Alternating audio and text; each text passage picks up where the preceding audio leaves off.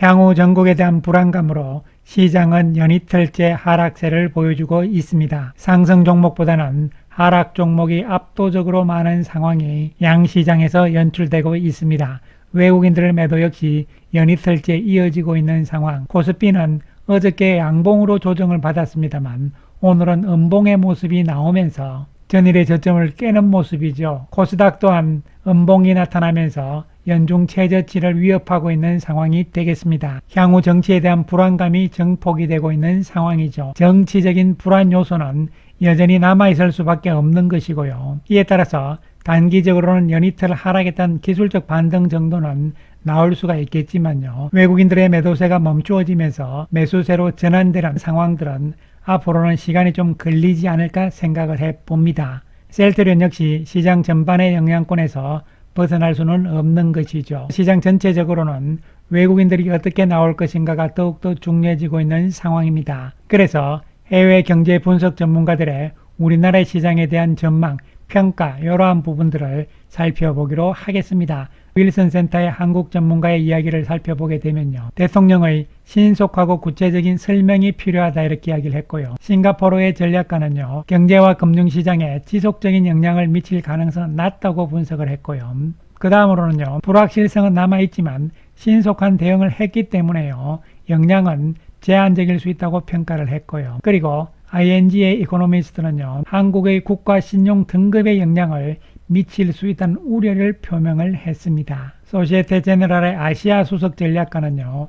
트레이더들이 계엄령보다는 탄핵을 선호한다고 언급을 했기 때문에요. 오히려 탄핵 정국이 불확실성 측면에선 낫다는 이야기죠. 그 다음으로 살펴보게 되면요. 정치적인 리스크는 사라지지 않을 것이다. 그렇기 때문에 한국 자산이 부진할 가능성이 있다고 부정적인 시각을 밝혔고요. 그 다음 전문가의 이야기를 살펴보면요.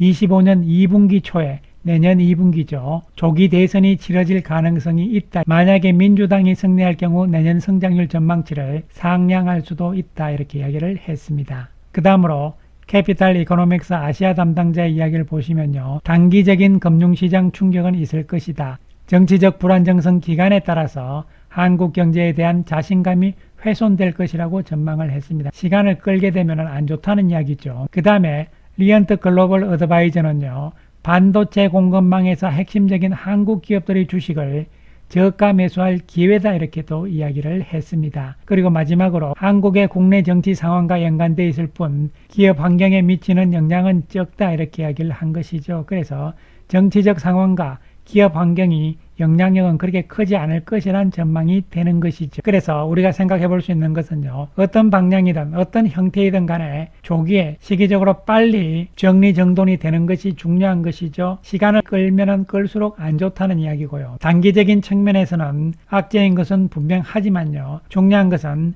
기업들의 실적에 얼만큼 영향이 미칠 것인가 이런 부분들이 중요하다고 볼 수 있는 것이죠. 국내적인 대내적인 정치 변수의 영향을 상대적으로 적게 받을 수 있는 기업들, 그리고 대외적으로는요. 트럼프 정부 출범에 따른 관세 정책에 대해서도 영향을 적게 받을 수 있는 기업들이 앞으로 실적 측면에서는 영향이 작다고 볼 수가 있는 것이죠. 이와 관련 셀트리온은 당사 사업 진행 현황 업데이트라는 제목으로요. 주주님들께 드리는 글을 올렸습니다. 최근 지속되는 국내외 불확실성 속에서도 셀트리온의 사업은 순조롭게 진행 중이다 이렇게 이야기를 했고요.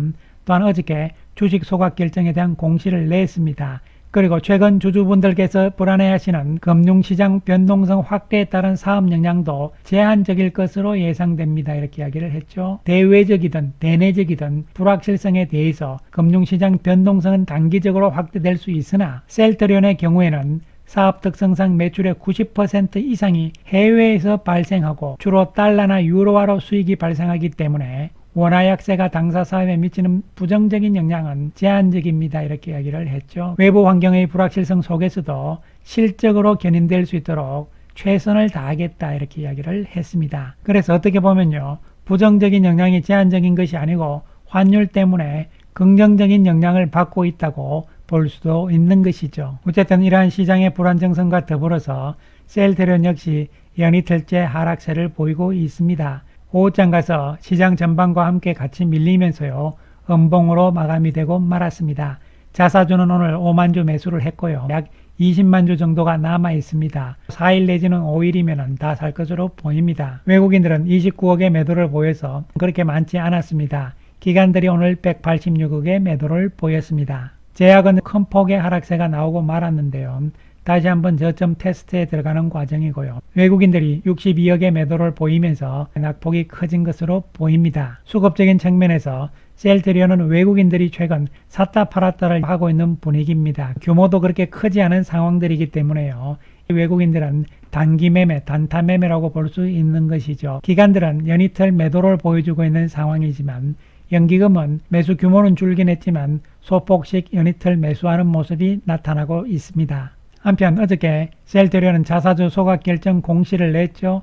예상을 한 부분이었습니다. 300만 주의 자사주 소각이었고요.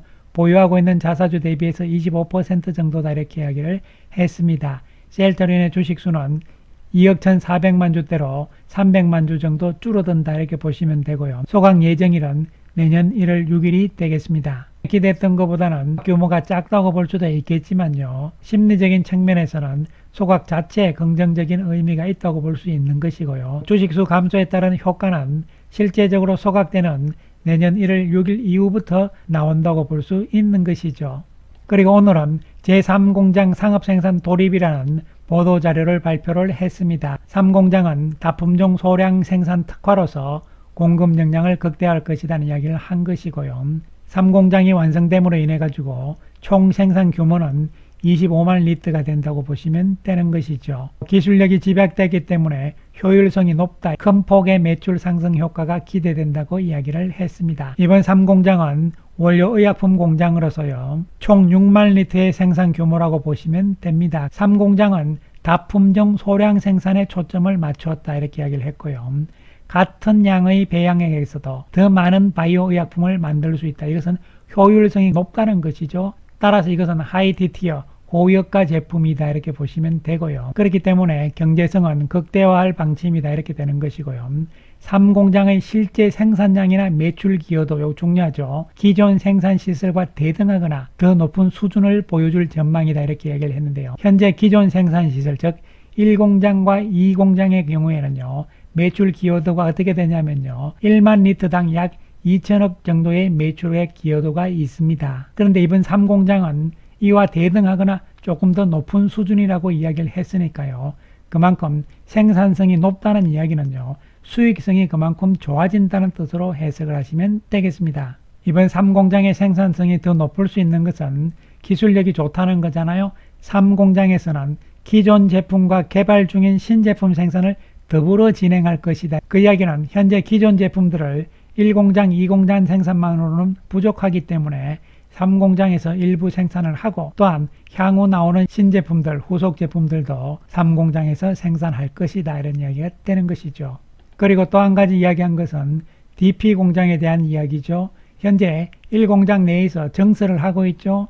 26년 완공을 목표로 해서 DP공장을 정설을 하고 있습니다. 27년부터 본격적인 상업 생산 체계에 돌입할 예정이다 이렇게 이야기를 한 것이죠. 정리를 하게 되면요. 제3공장은요. 고수익성 제품의 인하우스 생산으로 원가율 개선에 기여를 한다. 즉 영업이익을 높일 것이라는 이야기죠. 제3공장 인원은 최소 규모로 진행할 예정이고요. 수익성이 높은 후속 제품을 원가율이 좋은 인하우스로 자체적으로 제조함에 따라서 전반적인 원가율 개선에도 기여할 것으로 전망한다. 이 부분이 실적 측면, 영업이익 측면에서 핵심이라고 보시면 되는 것이죠. 그래서 1공장, 2공장, 3공장이 다 완료가 됨으로 인해 가지고 원료의약품에 대한 총생산 능력은 25만 2천 리터가 되는 것이죠. 이것을 매출 개념으로 생각을 하게 되면 1만 리터당 2천억의 매출 기여도 즉 생산성이기 때문에요. 약 5조 원의 매출액은 커버를 할 수 있다 이런 이야기가 되는 것이죠. 여기에다가 DP공장은 현재 1공장에서 정설을 하고 있는 중이고요. 그 다음에 CRDMO 자회사를 현재 설립을 할 예정이잖아요. 규모는 20만 리터의 공장이고 먼저 1차적으로 10만 리터 국내에 내년부터 착공을 하고 28년에 완공할 계획이 있는 것이죠. 이렇게 해서 늘어나는 매출액을 커버하기 위해서는 생산 설비, 공장도 계속적인 증설이 있어야 되는 것이고요. CRDMO 회사 같은 경우는요, DS와 DP를 다 생산할 것으로 보이기 때문에 자체적인 셀트리온의 제품뿐만이 아니라요, 외부에서 수주받은 물량들도 함께 생산할 수 있는 규모로서 20만 리터까지 계속 확장해 나갈 것으로 보시면 되는 것이죠. 그래서 DP 완제의약품 공장과 관련해서요, 1공장에서 현재 DP 생산시설 증설을 하고 있는 중입니다. 26년 완공 예정이고요. 규모는 연간 800만 바이알 생산 가능입니다. DP 공장은요, 완제품 공장입니다. 이 부분은 실제적으로 셀트리온에서는 절반 정도를 하청을 주고 있습니다. 론자 내지는 삼성바이오 쪽에도 하청을 주고 있는 상황이죠. 그래서 생산 내재화율, 즉 DP 부분도 60% 이상은 자체 생산을 할 것을 목표로 삼고 있다는 이야기가 되는 것이죠. 완제품 공장 역시 중요한데요. 왜냐하면 자체적으로 완제품을 생산하게 되면 물류 효율성이 높아지잖아요. 그리고 자체 생산이기 때문에 원가 경쟁력도 좋습니다. 이 이야기는 결론적으로 매출 원가율을 낮추는 것이고요. 매출 원가율을 낮춤으로 인해서 영업이익이 좋아진다는 이야기가 되는 것이죠.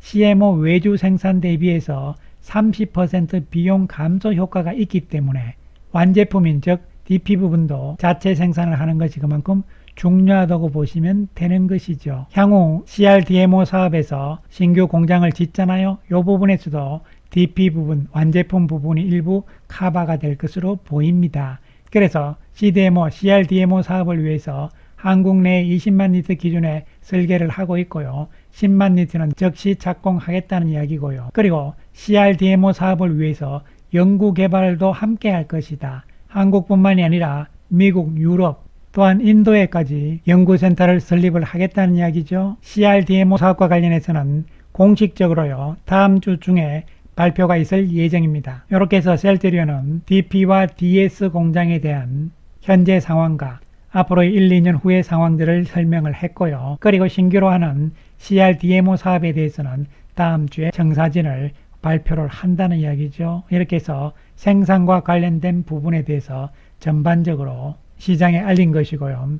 이제 중요한 것은 실적이 나와야 된다, 이런 부분이 핵심이 될 수가 있는 것이죠. 단기적인 측면에서는 시장 전반의 상황과 더불어서 지지력을 어느 정도 발휘할 것인가가 중요해진 부분인데요. 여기서 주가가 어느 정도 조정 과정을 보일 것이다, 이렇게 볼 수 있는 것이고요. 월봉상으로는 현재 음봉이 나오고는 있습니다만 12월에는 양봉으로 변할 가능성도 우리가 생각을 하면서 예의주시하자는 말씀 드리겠습니다. 감사합니다.